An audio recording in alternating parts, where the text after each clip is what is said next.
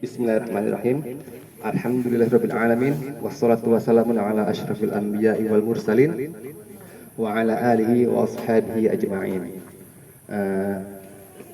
Saya akan mencoba membawakan hadis dari Sahih Bukhari tentang malu. Nah, kita semua sudah pernah tahu ya, kitab Bukhari ini adalah kitab yang paling kuat setelah Al-Quran. Tidak ada kitab di dunia ini yang lebih kuat lagi dibanding kitab Bukhari setelah Al-Quran. Nah, kalau kita lihat dari sejarahnya, ayahnya Imam Bukhari ini yang bernama Ismail. Jadi nama Bukhari itu Muhammad bin Ismail bin Ibrahim. Nah, beliau ini ayahnya berkata kepada seorang ketika hendak meninggalnya, saya itu tidak pernah mengetahui adanya harta yang haram, apalagi syubhat di dalam harta saya. Jadi kita lihat ya, efek harta tersebut ketika orang tua mencari penghidupan untuk anak-anaknya, ketika tidak ada harta yang haram dan syubhat apalagi, nah itu efeknya luar biasa. Lihat Imam Bukhari sampai sekarang terkenal ya Pak ya, Ibu ya, terkenal. Kita lihat berarti umurnya itu berkah, panjang. Itulah maksudnya panjang umur. Hasil karyanya terus dipelajari sampai sekarang. Itulah salah satu hikmah yang dikatakan panjang umur. Yes, udah berapa ribu tahun juga, ya, ada 1200 tahun ya sampai sekarang ya. Karena Imam Bukhari meninggal 2256 Hijriah, sekarang 1400 Hijriah, berarti sudah hampir 1200 lebih tahun Hijriah. Karya Imam Bukhari masih kita pakai dan kita pelajari. Nah itu hikmah dari orang tua yang mencari penghasilan yang halal. Kemudian Imam Bukhari sendiri mengatakan, setelah saya mengetahui ghibah itu haram, saya tidak pernah berghibah sekalipun, katanya gitu. Nah, di dalam ilmu hadis juga ada namanya ilmu jarah wa ta'dil, yaitu ilmu, kalau diterjemahkan bahasa kasarnya gitu, ilmu mencela dan memuji. Jadi sesama periwayat hadis itu juga mereka saling mengetes hafalan, kekuatan hafalan dan juga kesolehan dari rawi-rawi yang lain. Nah, Imam Bukhari ini yang paling yang paling halus lah dalam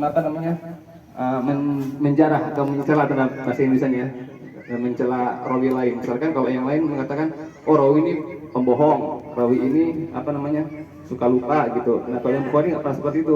Yang Bukhari kalau misalkan mencela rawi lain hanya mengatakan, oh hadisnya perlu diteliti gitu. Nah jadi nggak pernah menggunakan kata-kata yang di luar itu. Nah kemudian salah satu hadis yang mau saya bawakan yaitu adalah dari sahabat Abi Hurairah. An Abi Hurairah radhiyallahu anhu, an Nabi sallallahu alaihi wasallam qala, al-imanu bid'un wa sittuna sub'an wal haya'u sub'atun minal iman. Yang artinya iman itu memiliki lebih dari 60 cabang dan malu adalah bagian dari iman. Nah, kalau kita lihat di sini, iman ada 60 cabang terlebih, bahkan di hadis lain ada 70 cabang dan sebagainya ya. Nah, itu tidak bertentangan, hanya menambahkan kekuatan dari riwayat hadis tersebut. Kalau kita misalkan di satu kelompok, saya punya murid nih misalkan, si A ini yang paling baik nih, kemudian si B yang biasa, si B yang paling pintar, si C yang paling bandel. Berarti kan di antara ketiga tersebut itu yang paling hebatnya itu ditampilkan Pak ya, yang disebutkan berarti yang paling hebatnya. Sama juga seperti ini. Ketika ada 60 cabang disebutkan di hadis tadi, kemudian ada satu yang dikeluarkan namanya, berarti itu yang paling penting. Berarti dengan adanya rasa malu ini menandakan kesempurnaan iman seseorang. Nah, malu di sini harus sesuai dengan syariat, bukan misalkan saya malu nih, masih muda, mau ke masjid nanti dibilang orang soleh gitu kan, dibilang anak soleh, malu nanti Terus misalkan kalau udah senior mungkin malu ke masjid, malu nanti ngaji sama anak-anak gitu yang kecil kan, misalkan mungkin ngaji tahsin gitu, malu Nah bukan malu seperti itu. Malu yang dimaksud ini malu harus sesuai syariat. Jadi kita malu untuk berbuat kejahatan atau maksiat. Nah, beberapa ulama mendefinisikan ini Pak, sifat malu tersebut.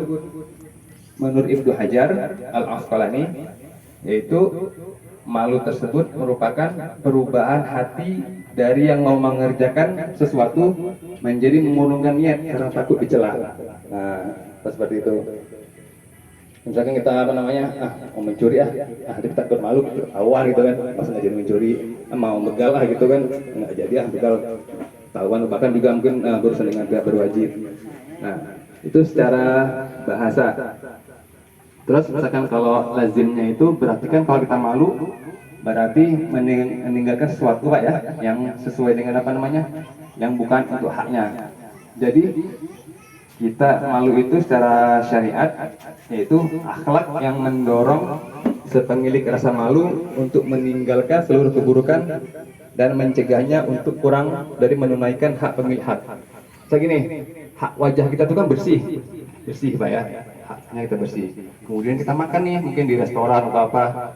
Kemudian ada nasi yang nempel di pipi, kan kita pasti malu tuh. Nah, kan haknya wajah kita kan bersih. Nah, kan pasti langsung kita bersihkan Pak Ibu ya. Nah, karena kita menunaikan hak wajah tersebut. Nah, itu malu. Nah, kemudian kalau kita lihat sekarang Pak Bu ya, rasa malu mungkin ya, melihat berita-berita sekarang sudah mulai berkurang ya, bahkan hilang mungkin ya. Kita lihat ada kasus ya, tahu lah ya, pembunuhan berencana gitu, malah pelakunya berpelatih sana sini, kemudian malah mungkin menyalahkan yang melaporkan sekarang gitu kan. Kemarin juga ada kasus ya yang melaporkan korupsi, kemudian malah si saksinya itu malah dibakar ya kemarin di Semarang itu ceritanya. Dia saksi korupsi, malah si saksi ini jadi korban pembunuhan, dibakar dan kepalanya nggak ada, seperti itu. Nah, na'udzubillah zalik. Nah, itulah dengan rasa malu ini cabang-cabang yang iman yang lain sudah insya Allah terpenuhi. Kemudian ada hadis Nabi yang lain juga dari bahwa kalimat yang dari Nabi dahulu sampai Nabi sekarang yang tetap ada itu adalah jagalah rasa malu. Jagalah rasa malu. Kalaupun kalian ingin tidak tahu malu, ya kerjakan sesuka hati kalian itu. Itu kalimat yang dari Nabi Adam sampai Nabi Muhammad itu terus ajarkan tentang rasa malu. Nah, kemudian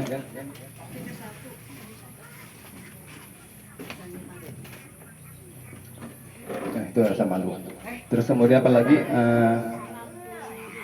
Kemudian juga malu yang mungkin ya tidak sesuai dengan syariat. Aduh, saya malu bertanya nih sama Ustadz, takut salah. Nah, selama pertanyaannya ya kita tidak mengerti, silakan saya tanya Pak ke Ustadz atau ke ahlinya yang bisa ditanyakan. Atau mungkin ketika kita belajar di sekolah, malu nanya ke dosen atau ke profesornya, ya Pak ya. Padahal dengan malu tadi juga pernah gitu Pak, saya malu nanya ke dosen. Nyesal juga jadi Pak, saya Pak dulu Pak. Nyesal juga nanya karena saya nggak nanya. Nah, itu malu yang yang bukan sesuai dengan syariat. Jadi malu yang sesuai dengan syariat itu kita malu mengerjakan sesuatu yang dimana dengan hal tersebut nanti kita menjadi tercela, baik di manusia, baik di dunia, apalagi di akhirat. Nah, paling itu dulu Pak Bu yang bisa disampaikan. Saya baru sudah lama sebenarnya tidak bicara di depan podium. Terakhir itu SMA mungkin ya.